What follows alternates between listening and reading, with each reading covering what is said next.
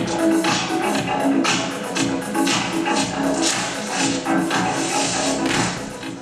do Landis, they all talk like this because he's very animated. You were all terrible. There was only one of you that was any good, and I'm not going to tell you who that was. What's your mouth doing? That's not funny! Why did you do that? I'm a director. I know how to do those things. Again! Thank you, sir. I have another. Again! That sucked. That was terrible. Follow the script. The script is great. Read the script. Brilliant! Brilliant! Great! Brilliant! Brilliant! Brilliant!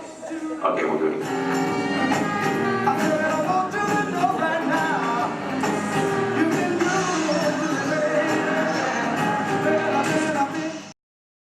I wanted to start talking to you just about your own history with the movies. You moved to Los Angeles as an infant with your family, and I'm wondering if you have any your first cinematic memory. You make that sound like I had a choice. Yeah.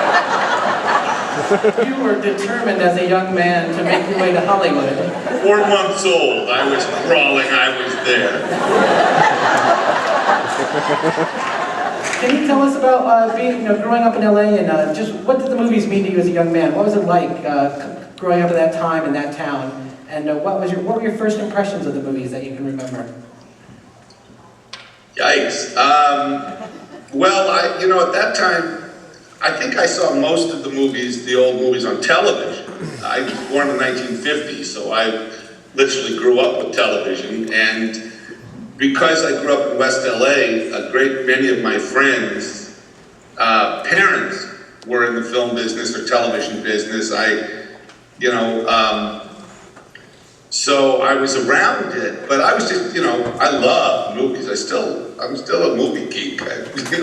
It's such a cliche, but the first movie I saw, I'm sure I saw more movies than this, but the movie that had my epiphany, my movie moment, was when I was 8 years old. I saw at the Crest Theater on Westwood Boulevard, which is still there, a movie called The Seventh Voyage of Sinbad, which is the great Harryhausen, one of his pictures, and I went, I had what's called suspension of disbelief. I went nuts. And I came home and asked my mother who does that, who makes the movie, and she said, the director. So here I am. Were you determined?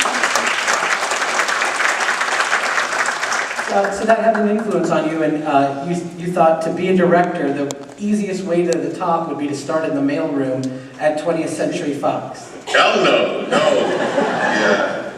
Well, first of all, when people, they write stuff like, he worked his way up from the mailroom, like the film business is the military or something.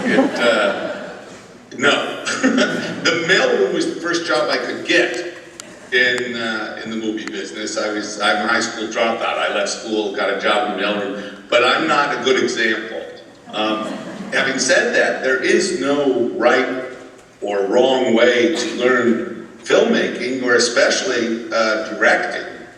If you're going to be a doctor or a dentist or an architect or many professions, or accountant, there are prescribed ways. You do this, A, B, C, D. They give you a piece of paper and then you get a license, and that's what you do. There's no rules about being a movie director. All you need is somebody to give you the money to make a movie. When I ask people in film school, sometimes I'll ask, how do you define a motion picture director?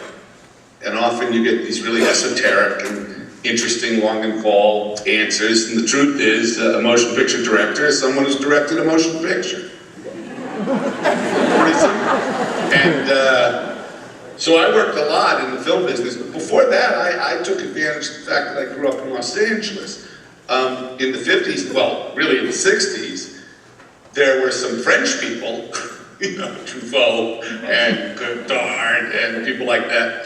The cinema guys were very into American cinema, and they understood that people like John Ford or Howard Hawks or Don Siegel or Hitchcock or whoever were great artists, really, great craftsmen and great artists. Where in the United States, it was the movie business, show business, very different appreciation of culture, especially pop culture. But Europeans always had that. Mark Twain was my god, but Mark Twain received an honorary doctorate from Oxford University in 1910. And in his acceptance speech, he said that, I'm gonna get this a little wrong, but he said the difference between the old world and the new world is in the old world, an artist is regarded for his greatest work. And in the new world, an artist is regarded for his latest work. And it has to do with an appreciation of pop culture. I mean, they understood that a Coke bottle was classic design, or that blue jeans was a piece of brilliant engineering long before Americans did. To us, it was just product. So for years, I've always had that Jerry Lewis thing, where, you know, they love me in Europe. Did you ever see, oh gosh, it's gonna make me crazy now. It was with Derek Jacobi. It was like an 8-part series on BBC did. Oh, I, Claudius. I, Claudius. There's a moment in I, Claudius I always related to, which was, this is deep in the, Claudius becomes Caesar, and everything's going to hell, and his family is busy murdering and having sex with one another, and Rome is burning, and you know, it's just terrible, terrible things are going on. And in the midst of this, a courtier comes in and says, "Great Caesar, they have made you a god in Colchester." And it's a small little English town. And Caesar looks at the guy and he says, "Thank you, get out." And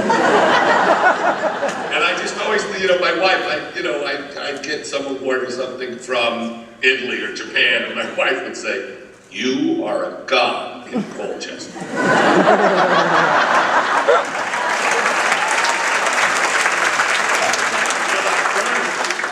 What I've learned is John Huston, who I got to know, but John said that motion picture directors, like buildings and prostitutes, grow respectable with age. And now I'm in my 50s, and suddenly I'm being given awards in the States now, so that's what's happening.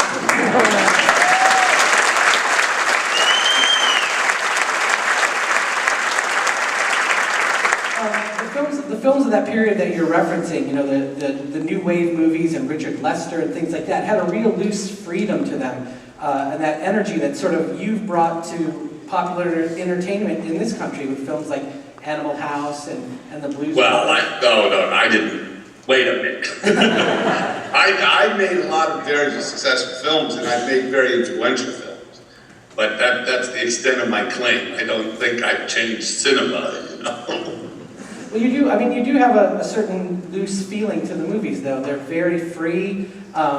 They're full of special effects and stunts, and, you know, a lot of great things. But at the same time, you have a way of working with actors and with presenting the movies that really harkens back to, I think, sort of an earlier freedom, and it still goes on today, even with the Don Rickles documentary, the way that you worked with film history and things of that nature.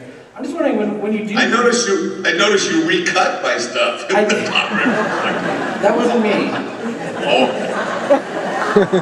It's very frustrating when you see these montages. Because on one hand it's flattering, and on the other hand it's like, gee, that was a strange cut.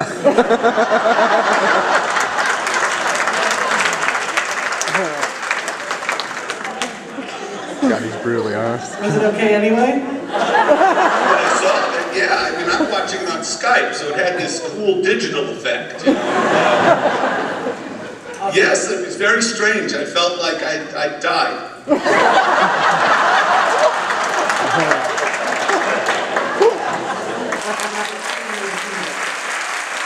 So much